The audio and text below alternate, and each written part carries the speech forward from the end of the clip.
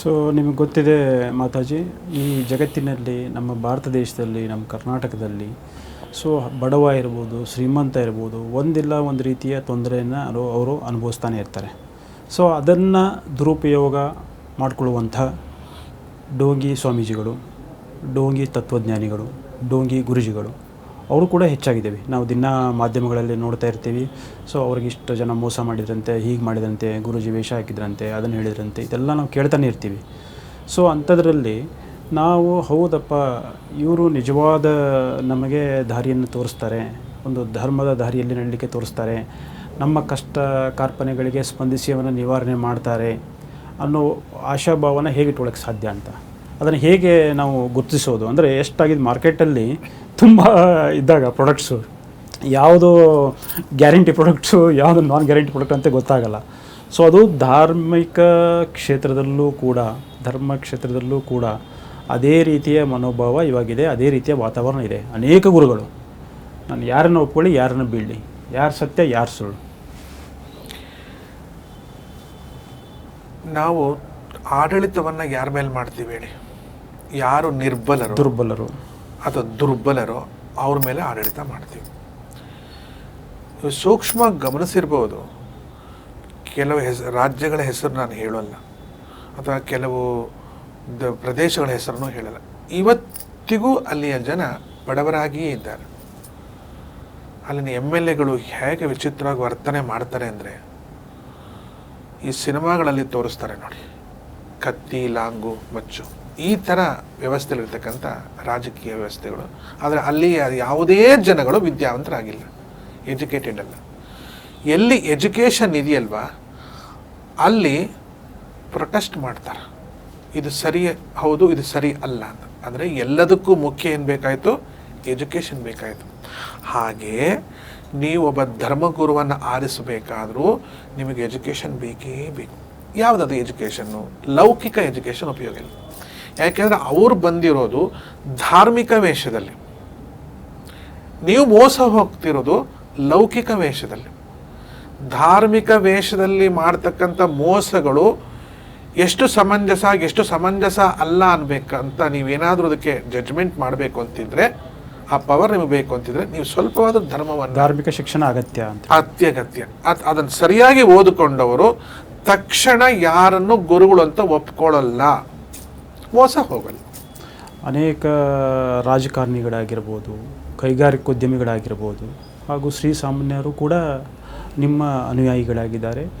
ನಿಮ್ಮಿಂದ ಒಂದು ರೀತಿಯ ನಿಮ್ಮ ಸಂಪರ್ಕಕ್ಕೆ ಬಂದ ಮೇಲೆ, ಅಥವಾ ನಿಮ್ಮಿಂದ ಒಂದು ಸಂದೇಶ ಪಡೆದ ಮೇಲೆ ಅವ್ರಿಗೊಂದಿಷ್ಟು ಮಾನಸಿಕ ನೆಮ್ಮದಿ ಅಥವಾ ಅವರವರ ಕಾರ್ಯಕ್ಷೇತ್ರದಲ್ಲಿ ಉನ್ನತಿಯನ್ನು ಸಾಧಿಸಿದ್ದ ಹಲವಾರು ಉದಾಹರಣೆಗಳನ್ನು ನಾವು ನೋಡಿದ್ದೀವಿ. ಸೊ ನಿಮ್ಮ ಅನುಯಾಯಿಗಳಿಗೆ ಕೊನೆಯದಾಗಿ ಏನು ಸಂದೇಶ ಕೊಡ್ತೀರಿ? ಪ್ರತಿಯೊಬ್ಬರಿಗೂ ನೀವು ಹೇಳಿದ್ರೆ ನಿಮ್ಮ ಅನುಯಾಯಿಗಳಿಗೆ ಅಂತ,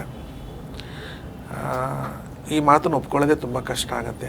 ಯಾಕೆ ಅಂತಂದರೆ, ಲೋಕದಲ್ಲಿ ಇಷ್ಟು ದೊಡ್ಡ ಪ್ರಪಂಚದಲ್ಲಿ ನಂದು ತುಂಬ ಸಣ್ಣ ಪಾತ್ರ. ನಾನು ನನ್ನ ಅನುಯಾಯಿಗಳನ್ನಾಗಿ ಯಾರನ್ನು ಬಯಸೋಲ್ಲ. ನೀವು ನಿಮ್ಮ ಆತ್ಮತತ್ವವನ್ನು ಅರ್ಥ ಮಾಡಿಕೊಂಡು ಸನ್ಮಾರ್ಗದಲ್ಲಿ ನಡಿಬೇಕು. ಸನ್ಮಾರ್ಗ ಅಂದರೆ ಏನದು? ಏನು ಮಾಡಿದ್ರೆ ಒಳ್ಳೆಯದು, ಏನು ಮಾಡಿದ್ರೆ ಕೆಟ್ಟದು ಅನ್ನೋದು ನಿಮ್ಮ ಆತ್ಮಕ್ಕೇ ಗೊತ್ತಿದೆ. ನೀವು ಯಾರನ್ನು ಜೋರಾಗಿ ಹೊಡೀರಿ, ನೀವು ಮಲಗಬೇಕಾದ್ರೆ ನೀವೆಷ್ಟೇ ದುಷ್ಟರು ಅಂತ ಜಗತ್ತಂದರೂ ಕೂಡ ನಿಮ್ಮ ಒಳ ಮನಸ್ಸಿನಲ್ಲಿ ನಾನು ಹೊಡೆದು ಬಿಟ್ನಲ್ಲ ಅನ್ನೋದೊಂದು ನೋವು ಖಂಡಿತ ಉಳ್ಕೊಂಡಿದೆ ಅಂತ ಅನಿಸುತ್ತೆ ನನಗೆ. ಆ ನೋವೇ ಅಧರ್ಮ. ಆ ನೋವನ್ನು ಮತ್ತೊಬ್ಬರಿಗೆ ಕೊಡದಂತೆ ನೀವು 4 ಜನಕ್ಕೆ ಒಳ್ಳೆಯದಾಗಿ ಬದುಕಲಿಕ್ಕೆ ಏನು ವ್ಯವಸ್ಥೆಗಳು ಬೇಕೋ ಆ ವ್ಯವಸ್ಥೆಗಳನ್ನು ಪೂರೈಸಿಕೊಂಡು ಎಲ್ಲರೂ ವಿದ್ಯಾವಂತರಾಗಬೇಕು. ವಿದ್ಯಾವಂತರು ಅಂದ್ರೇನು? ದೊಡ್ಡವರು, ಸಣ್ಣವರು. ನೋಡಿ, ಕೃಷ್ಣ ದ್ವಾರಕೆಗೆ ಹೋಗುವಾಗ ಅವನನ್ನು ಹಿಂಬಾಲಿಸಿದರು ಪಾಂಡವರು. ಎಲ್ಲಿಯ ತನಕ ಹಿಂಬಾಲಿಸಿದ್ರು ಅಂದರೆ ದ್ವಾರಕ ಗಡಿ ಬಂದ್ಬಿಡ್ತಂತೆ. ಅಲ್ಲಿ ತನಕ ಕೃಷ್ಣ, ಇಷ್ಟು ದೂರ ಯಾಕರಪ್ಪ ಬಂದ್ರಿ, ಹೋಗ್ರೋ ಮಾರ ಇಲ್ಲ. ಆದರೆ ನಮ್ಮ ಮನೆಗೆ ಯಾರಾದ್ರು ದೊಡ್ಡವರು ಬಂದರೆ, ಇವತ್ತು ನಾವು ಸೋಫಾದ ಮೇಲೆ ಕೂತಿರ್ತೀವಿ, ನಾವು ಹೋಗಿ ಬರ್ತೀವಿ ಅಂತ ಅವ್ರು ಕೈ ಮಾಡಿ ಹೋದ್ರೆ ನಾವು ಎದ್ದೇಳೋದಿಲ್ಲ ಸೋಫಾದಿಂದ. ಅಂದರೆ ಇದರ ಅರ್ಥ ಏನು? ನಮಗೆ ಸೌಜನ್ಯ ಇಲ್ಲ ಅಂತ ಅರ್ಥ. ಯಾರೇ ದೊಡ್ಡವರಿರಲಿ, ಮನೆಗೆ ಬಂದ ತಕ್ಷಣ ಕಡಪಕ್ಷ ಗೇಟ್ ಬಾಗಿಲು ತನಕ ಅವ್ರನ್ನ ಬಿಟ್ಟು ಬರಬೇಕು. ಈ ಸೌಜನ್ಯವೇ ನಮ್ಮಲ್ಲಿಲ್ಲ.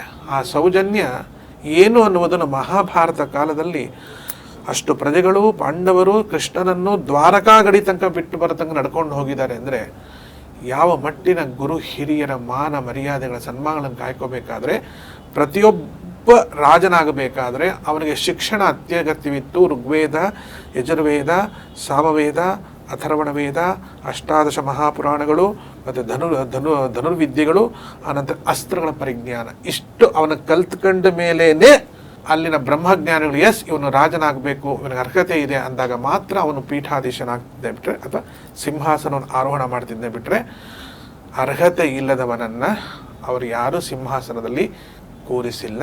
ಹಾಗಾಗಿ ಅರಾಜಕತೆ ಆಗಿನ ಕಾಲಕ್ಕೆ ಇರಲಿಲ್ಲ.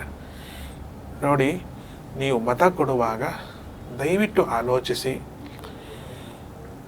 ನಮ್ಮ ಜೀವನಕ್ಕೆ ಬೆಳಕಾಗಿ ಬರುವ ಆ ದೀಪದ ಅಡಿಯಲ್ಲಿರ್ತಕ್ಕಂಥ ಎಣ್ಣೆ ತುಪ್ಪವ, ಎಳ್ಳೆಣ್ಣೆಯ, ಹರಳೆಣ್ಣೆಯ, ಅಥವಾ ಚಿಮಣಿ ಎಣ್ಣೆಯ, ಅಥವಾ ಪೆಟ್ರೋಲ, ಇದನ್ನು ಅರ್ಥ ಮಾಡಿಕೊಂಡು ಒಂದು ಪಕ್ಷ ಇದೆಲ್ಲ ಪರಿಜ್ಞಾನ ನೀವು ಬೇಕು ಅಂದರೆ ನೀವೆಲ್ಲರೂ ಸುಸಂಸ್ಕೃತರಾಗಿ ಸ್ವಲ್ಪವಾದರೂ ಸಂಸ್ಕೃತವನ್ನು ಅಧ್ಯಯನ ಮಾಡಿ ಭಗವದ್ ದರ್ಶನಕ್ಕೆ ಬೇಕಾಗಿರ್ತಕ್ಕಂಥ ಸಾಹಿತ್ಯಗಳ ಅಧ್ಯಯನ ಮಾಡಿದರೆ ಎಲ್ಲರಿಗೂ ಒಳ್ಳೆಯದಾಗತ್ತೆ ಅಂತ ಹೇಳಿ ನಾನು ಎರಡು ಮಾತುಗಳನ್ನು ಮುಗಿಸ್ತೀನಿ.